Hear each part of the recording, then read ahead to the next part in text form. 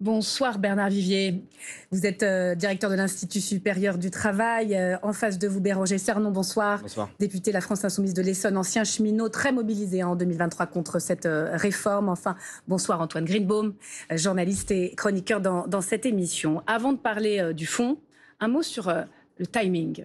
Vous avez l'habitude, Bernard Vivier, de scruter chaque année ces rapports. C'est vrai que là, il a très clairement fuité à quelques journalistes. On comprend que ça vient du corps lui-même. Qu'est-ce que vous en pensez? Toute l'opposition dit ce soir que c'est une manière d'orienter la décision du conclave des partenaires sociaux. Non, ça ne peut pas orienter la décision du conclave, mais ça vient gravement perturber le jeu. Pourquoi? Le conclave doit s'achever théoriquement le 17 juin. Le corps, son rapport vient d'être rendu public, alors même que le corps lui-même doit se réunir en assemblée plénière, en quelque sorte, en formation complète, le 12 juin. Donc, tout ceci, que ce soit rendu aujourd'hui ou le 12 juin, ce rapport vient perturber les discussions. Il aurait de toute façon perturbé le calendrier. Oui, il aurait perturbé. Mais là, pourquoi il parle le terrain? Il le perturbe plus qu'il ne l'éclaire. La Cour des comptes avait rendu un rapport indiquant à peu près les mêmes conclusions. On ne peut plus tenir financièrement avec les données actuelles. Donc il nous faut bouger, il nous faut changer.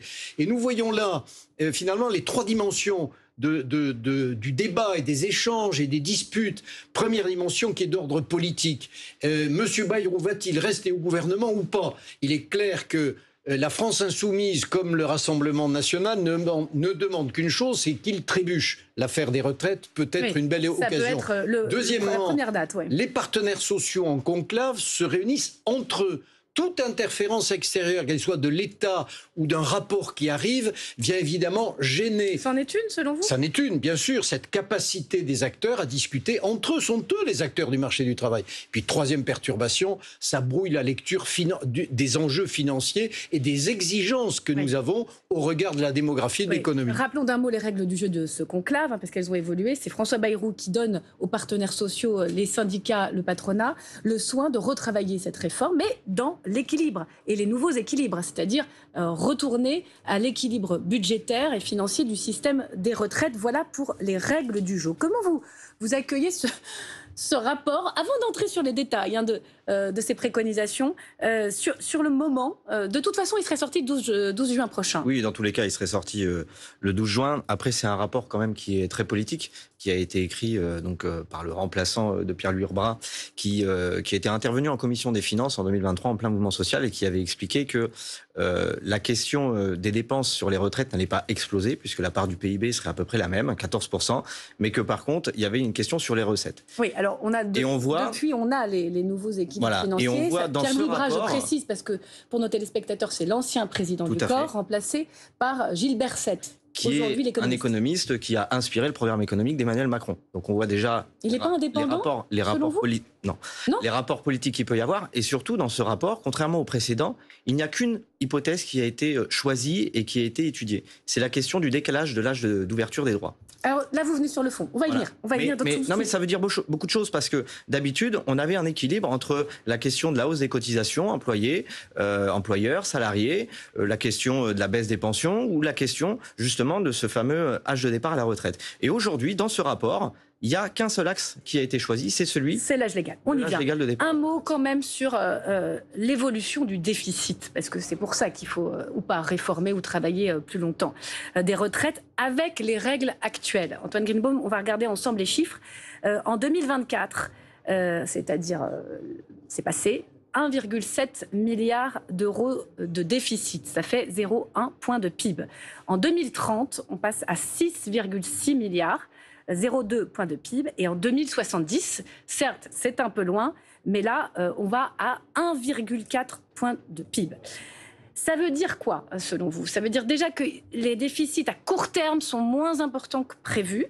Donc, la réforme 2023 a porté ses fruits, ou commence à porter ses fruits.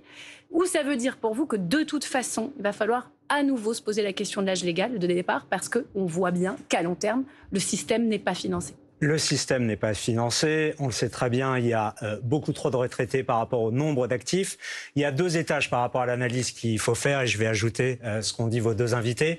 D'abord, c'est de l'agitation politique et médiatique, avec de la manipulation à l'intérieur de ce rapport qui a fuité. On ne doit pas... Manipulation. Oui, c'est de la manipulation. C'est-à-dire qu'il y a un conclave qui est aussi une manière de manipuler ces négociations entre le patronat et le syndicat, en sachant pertinemment qu'au bout, François Bayrou et le gouvernement, s'il reste en place, ne bougera pas par rapport à cet âge de départ à la retraite qui a été voté de 64 ans. Je dis les faits, puisque les faits, c'est ce qui est annoncé. Le Premier ministre s'est engagé, en cas d'accord de ce conclave, à reprendre dans un projet de loi l'accord des syndicats et du patronat. Vous y croyez? C'est une parole politique. S'il ne l'engage pas, il sera censuré par les socialistes. Alors, il faut et le reste des insoumis, on peut tenir compte de ça. Et sans on a un invité politique, on a un député. Vous le censurez si l'accord n'est pas repris dans un projet de loi? De toute façon, on le censurera dans tous les cas, puisque de toute façon, c'est pas du tout le modèle vers lequel nous voulons aller. Mais rappelons une chose quand même, sur toute la question des retraites, il n'y a jamais eu d'accord sans un rapport de force. Aujourd'hui, il n'y a absolument aucun rapport de force. On en a des discussions et on sait tous et pertinemment depuis le début qu'il n'en sortira rien. Et d'ailleurs, c'est bien pour ça que la CGT et Force ouvrière l'ont quitté assez rapidement. Oui. Bernard Rivier, sur la question des caisses de retraite, les déficits, que tirez-vous comme enseignement de ces nouveaux chiffres de ce rapport du corps? Vous venez de le dire, ça s'annonce moins grave que si c'était plus grave. Ça reste grave. Oui. Hein, c'est-à-dire que les retraites sont là, mais moins importants que prévu. 14% du PIB. La moyenne des pays développés de l'OCDE, c'est 8%. Nous avons des retraites très intéressantes. Nous avons d'une façon générale un système de protection sociale très généreux. Évidemment, il a un coût. Et les chiffres du corps, manipulation, pas manipulation, rejoignent ceux de la Cour des comptes qui disent qu'en 2035, il va manquer 14 à 15 milliards d'euros et en 2045, il va manquer 25 à 42 milliards. Donc on ne peut pas continuer. Faut-il travailler l'âge de départ à la retraite, qui est l'hypothèse principale du rapport qui vient d'être dévoilé, mais il y a d'autres formules possibles que les partenaires sociaux sont en train de discuter. Faut-il aller vers d'autres solutions Cernon, que le départ? Des différents leviers possibles, le rapport de Gilbert Sette tranche. Il explique qu'il y a 4 leviers possibles, c'est noir sur blanc dans le rapport. La baisse des pensions, la hausse des cotisations, retraite des salariés ou les cotisations retraite employeurs, ou le recul de l'âge légal. Et il dit, noir sur blanc, au fond, les 3 premiers leviers, ça ne peut pas marcher parce que ça nous met dans la récession économique. Ça fait perdre en pouvoir d'achat, ça fait baisser le niveau des pensions et les salaires d'une certaine façon. Donc, il n'y a plus une seule option. Qu'est-ce que vous en pensez? C'est son rapport, c'est un avis. Fort heureusement, le corps a cessé de produire des rapports comme du temps de Pierre-Louis Bras, où il y avait 7, 8, 9, 10, 12 hypothèses, et tout le monde trouvait dans le rapport de quoi manger à sa faim, à sa sauce, à sa façon de fonctionner. Là, il y a un rapport. Évidemment, il est clivant, mais c'est un avis. Qui va décider? Qui va proposer? Alors justement, les partenaires sociaux font partie du corps. On est avec évidemment, il va y avoir des réactions. On est avec Bernard Cohen-Haddad, le président de la CPME Paris-Île-de-France. Bonsoir monsieur. Vous l'avez lu attentivement ce rapport? Vous êtes avec nous? Bonsoir. C'est un avis qui vous satisfait ou pas? Je rappelle que vous représentez les cadres. La CPME, pardon, les patrons, les PME. Représentons surtout les entreprises et les petits patrons des PME, des petites entreprises jusqu'à 250 salariés. Vous êtes d'accord avec ces conclusions? Il faut encore repousser l'âge? Écoutez, moi j'ai l'impression qu'on est en train de redécouvrir quelque chose qu'on connaissait déjà. Ça a été dit aussi par Bernard Rivier, c'est une confirmation. Pendant les 6 premiers mois de l'année 2023, on a travaillé, on a vu toutes les hypothèses et là, on est en train de refaire un nouveau monde. C'est vrai que les charges augmentent, c'est vrai que la dette publique augmente et qu'on ne pourra pas, contrairement à ce que veut une partie de l'échiquier politique, augmenter les charges qui pèsent sur les entreprises. Et c'est là-dessus que nous sommes d'accord avec ce rapport et que nous sommes aussi d'accord sur la capacité du conclave à avancer sur d'autres pistes que la réduction de l'âge des retraites.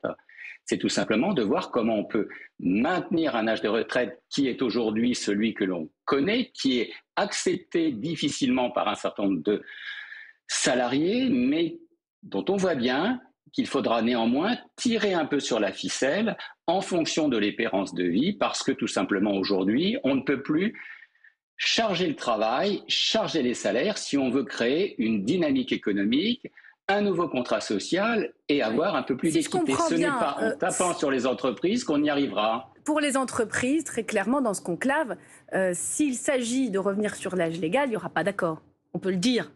Mais nous l'avons déjà dit, vous le savez très bien, puisque vous êtes quelqu'un qui vit et qui connaît bien. Il n'est pas question pour nous de revenir sur les 64 ans. C'est dit.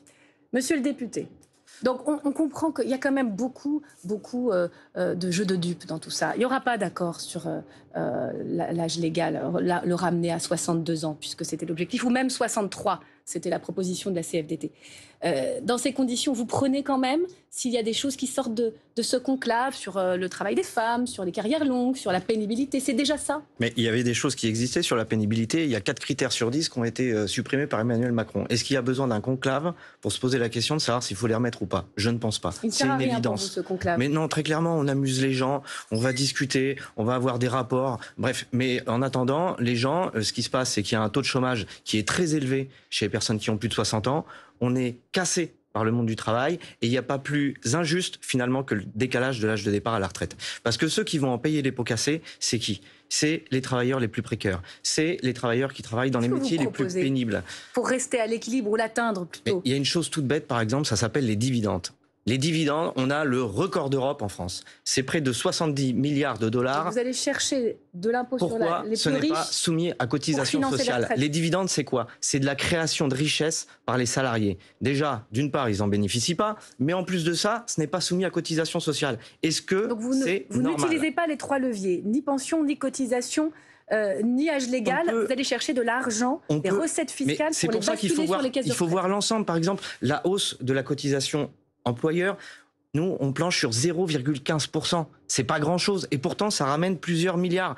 Enfin, on le voit que la durée de cotisation ou le montant? Le montant, 0,15% en plus. Pour les on voit bien que le décalage de l'âge de départ ne règle absolument rien. Ça revient à peu près tous les ans. Et on voit bien que tous les ans, on nous explique qu'il va falloir travailler encore plus longtemps. En attendant, il y a des gens qui sont au chômage, qui augmentent. C'est des gens qui sont de plus en plus malades. Là aussi, la DARS a fait des études et montre que les personnes de plus de 60 ans vont consulter, non pas plus souvent, mais surtout des spécialistes parce qu'ils sont cassés par ce monde du travail. Et donc, c'est un choix de société aujourd'hui qui se pose. Qu'est-ce qu'on fait? En fait, on se rend compte que c'est l'âge, à chaque fois, qui vient le point de crispation. Est-ce qu'il ne faut pas arrêter de braquer sur l'âge légal et réfléchir autrement?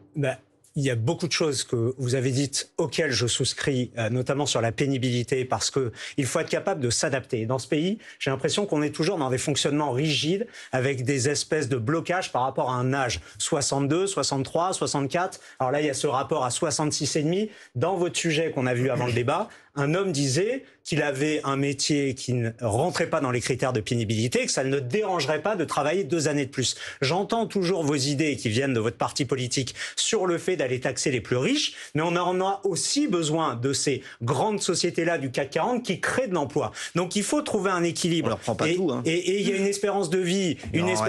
Vous avez dit qu'au-delà de 60 ans, pour le coup, on avait plus de difficultés en matière de santé. Il y a beaucoup d'études qui disent exactement l'inverse. Et il y a une espérance de vie qui aujourd'hui est beaucoup plus longue à 80 chez les hommes et à 85 ans chez les femmes. Comment est-ce qu'on fait pour votre génération? Je ne sais pas quel âge vous avez. J'ai 46 ans, je finis, après je vous laisse évidemment la parole. J'ai 46 ans, je pense que je n'aurai pas de retraite. Je n'aurai pas de pension quand arriveront mes 62, 63, 64 justement, j'aimerais qu'on parle de la capitalisation dans un instant. Mais Bernard Vivier, vous avez l'expertise de cette réforme depuis le début. Est-ce que ce point de crispation de l'âge, il ne faut pas l'évacuer tout simplement? Est-ce qu'on peut faire autrement? Je pense à la durée de cotisation, si ce n'est les montants eux-mêmes des cotisations. Oui, techniquement, on le peut. Politiquement et socialement, le débat est tellement crispé, c'est noué. On a aujourd'hui, nous sommes dans une situation où tout est focalisé sur cette question de l'âge de la retraite. Mais pour équilibrer les retraites, il y a 3 moyens, c'est pas très compliqué. On augmente les cotisations, ça pèse sur le pouvoir d'achat, ça pèse en même temps sur la compétitivité des entreprises. Vous êtes d'accord avec le corps là-dessus? 2, on diminue le montant des pensions. Gilles Berset, à titre personnel, quoique président du corps, avait déjà marqué sa volonté de supprimer l'abattement fiscal de 10% des retraités, c'est-à-dire à peu près 4 milliards. Et puis la grande question, c'est qu'il faut travailler davantage. Ne nous leurrons pas. D'accord. Quand nous réformons les régimes... Donc davantage, ça veut dire plus d'actifs sur le marché du travail, plus de seniors et plus de jeunes. Alors, Pas la forcément durée. plus longtemps. Si, il va falloir travailler davantage. La retraite par points, qui était une bonne idée, soutenue et sur le plan politique et sur le plan syndical par des formations importantes. C'était une usine à gaz. Non, ce n'est pas une usine à gaz, mais c'est très... Aujourd'hui, on n'en parle plus. C'est pourtant la bonne réforme. La CFDT est un peu bloquée par une décision de son congrès qui l'empêche d'aller dans cette direction, mais Emmanuel Macron, François Bayrou, la CFDT, la CFTC... Pas d'autres organisations syndicales, mais il y a un chemin. C'est ce qui se passe d'ailleurs dans les retraites complémentaires. C'est un régime à points. Oui. J'ai 46 ans, je compte mes points, je dis oui, j'ai assez de points, je pars en retraite. Alors on va demander j'attends. au syndicat de PME, Bernard Cohen-Haddad, il y a un chemin sans passer par repousser encore l'âge légal de départ? Oui, bien entendu, mais je crois qu'il faut sortir... Yamakawa, des discours de préau et des discours d'intention. Nous, les entreprises et les petites, moyennes entreprises, on a besoin de stabilité économique, stabilité fiscale, de stabilité aussi sur ce que j'appelle cette querelle récurrente des retraites. On n'en sort pas, on reste sur l'âge comme si on n'avait pas changé depuis 1981. La relation au travail a changé, la pénibilité a changé, l'attente de nos collaborateurs et de nos entrepreneurs dans leur relation quotidienne au travail a évolué. On ne peut pas se focaliser, se cabrer uniquement sur un âge. Nous, on a besoin de plus de productivité, plus de flexibilité et aussi, vous l'avez dit, plus de capacité de récompenser le mérite, le travail, à travers cette partie aussi de rémunération complémentaire, vous savez, ce qui est le partage de la valeur, qui n'est pas encore très utilisé dans nos entreprises. Et bien entendu, c'est l'intéressement et la participation, c'est ça? Voilà, et l'épargne salariale, et puis aussi cette dose de capitalisation qu'on appelle de nos voeux, qui viendrait être un complément du régime général. C'est le sujet qui fâche. Il y a deux sujets, hein. C'est l'âge légal et puis maintenant ce mot de capitalisation. On a besoin d'y voir plus clair. En tout cas, il y en a un qui a très clairement dit qu'il y était favorable. C'est un candidat à la présidentielle, Édouard Philippe. Écoutez. C'est mettre en place un système de capitalisation qui n'a pas vocation à remplacer complètement la répartition, mais qui doit venir compléter le système de répartition. Combien? 10% des pensions de retraite? 10, 15, 20. En Allemagne, c'est environ 15. En France, c'est environ 2%. Donc, on peut aller plus loin. Hein. On peut arriver, à mon avis, à 15%. Ça prendra du temps, mais c'est indispensable. Ça redonnera un peu de liberté individuelle à ceux qui veulent partir à la retraite. Et ça, c'est précieux. Voilà. La capitalisation, on entendait le syndicat de PME, la CPME, il est favorable, il y a cette petite musique qui monte dans le débat public, vous allez réagir, mais de quoi parle-t-on précisément, Bernard Vivier? Il s'agit quoi, de faire à l'américaine des fonds de pension privés dans lesquels les Français vont devoir investir pour payer leur retraite? Alors tout d'abord, le principe, aujourd'hui c'est la répartition. Je paye une cotisation parce que je travaille et cet argent est versé aux retraités d'aujourd'hui. Capitalisation, je verse de l'argent parce que je travaille, cet argent est mis de côté et je le retrouve valorisé ou abîmé quand moi-même je partirai à la retraite. Dans le monde, ce système existe. En France, un tout petit peu aussi, mais de façon marginale. L'idée d'introduire une dose de capitalisation se heurte à deux obstacles. Le premier, c'est la transition, passer d'un système de répartition à un système de capitalisation pour 10 à 15 ans.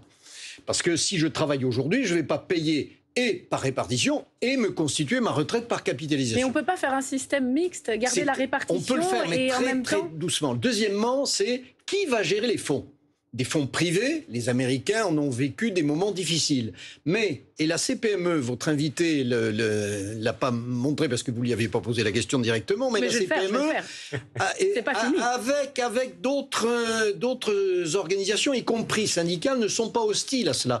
La CPME a proposé, c'est elle qui a été à l'origine, a dit, mais oui, quelques fonds de capitalisation gérés par les partenaires sociaux et pas par les politiciens ce que dit aussi qui évidemment votent des lois pour que l'argent de la sécurité sociale aille dans le grand tout de l'État, se noie dans le grand tout de l'État et finalement soit mal géré. Bon, on ouvre le débat sur la capitalisation, puis juste avant le rappel des titres et on le continuera, c'est absolument négatif pour vous. Je veux juste rappeler une chose, on a un système par répartition et pas à prestations définies. C'est-à-dire que quand on rentre normalement sur le marché du travail, on sait Quand est-ce qu'on va ressortir et avec quel montant? Demain, avec la capitalisation, moi déjà, il va falloir me prouver et me montrer à quel moment ça va nous apporter du plus. Mais un système qui serait géré par les partenaires sociaux. Et ça veut rien dire géré par les Enfin, je vois pas ce que ça va changer. Alors certes, ce sera peut-être moins politicien et ce sera peut-être moins de la magouille. Mieux géré, ça, je suis d'accord avec vous. Ce sera mieux géré. Oui, mais avec quelles contraintes?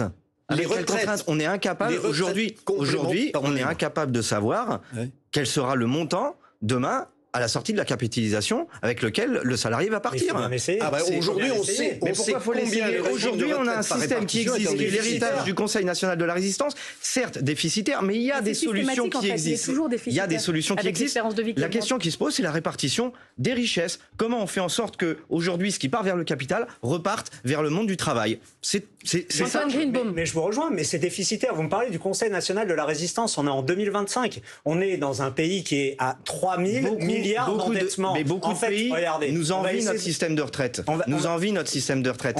Parce que mais bien sûr que si, parce que ça évite que les retraités soient pauvres. Est-ce que vous seriez à même capable, quel que soit le bord politique, d'aller chercher de bonnes idées, même si elles viennent d'Édouard Philippe, d'un ancien Premier ministre de droite? Voilà une bonne question pour l'insoumis que vous êtes, mais on garde la réponse du député, parce qu'il est 19h30 sur France Info, l'heure de l'essentiel de l'actu avec Yann Effelé. Et dans l'actualité, l'Ukraine toujours sous le feu russe, des bombardements intenses cette nuit, et les tirs se poursuivent, notamment à Kharkiv, dans le nord-est du pays. C'est dans cette ville qu'on retrouve tout de suite Sophia Dolé et Christophe Quinck dans un quartier qui vient à nouveau d'être ciblé, Sophia.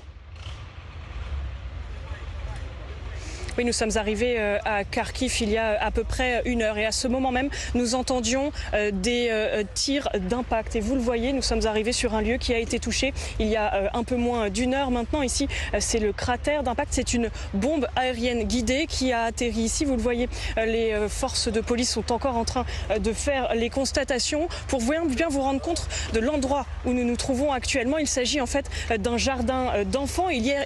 Derrière, il y a, vous le voyez sans doute sur les images de Christophe Quinck, un train qui est tout simplement un manège pour les enfants. Ici, il n'y a pas d'infrastructure militaire et ça, le maire nous l'a bien répété. Ici, sur cette zone bombardée, il y a une personne qui a perdu la vie.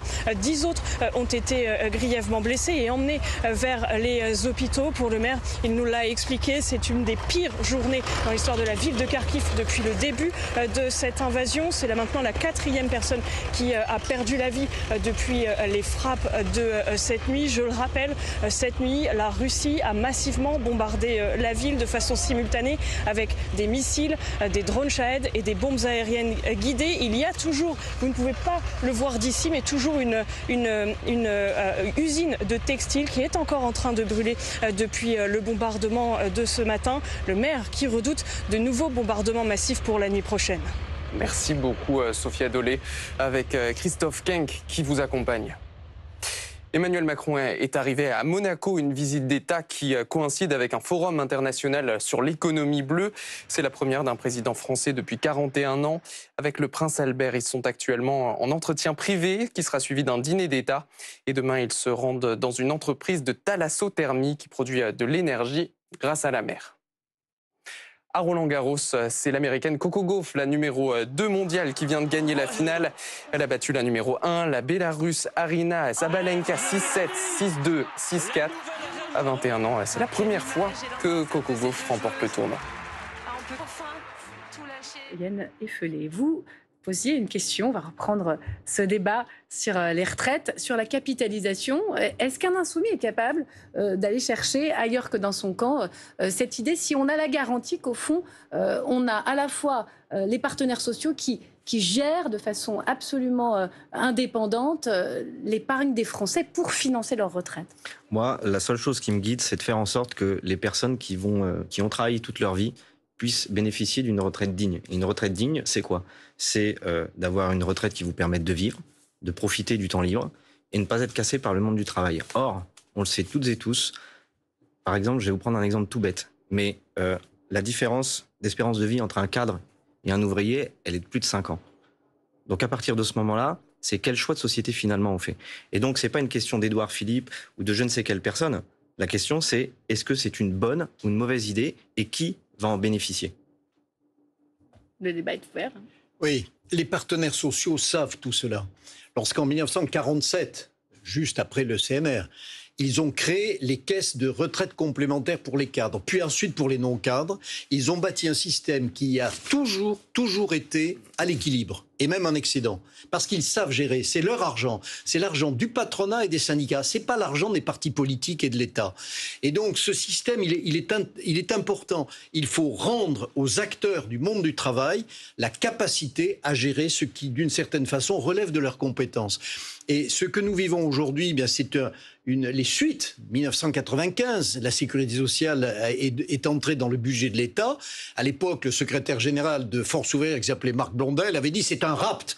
Il n'avait pas tort. Et à chaque fois que l'État ou les partis politiques se mêlent d'entrer dans la vie des partenaires sociaux, on l'a vu aussi aujourd'hui en ce moment dans le conclave, qui n'est pas un amusement, le conclave. C'est un lieu important, vous l'avez qualifié d'amusement, ce n'est pas un amusement. C'est un lieu d'échange, de débat, de confrontation. C'est difficile. Toute interférence extérieure, qu'elle soit politique... On peut trouver un accord, selon vous, même si ce n'est pas sur l'âge sur la pénibilité, sur l'emploi des seniors, qui est un sujet important. Laissons-les travailler.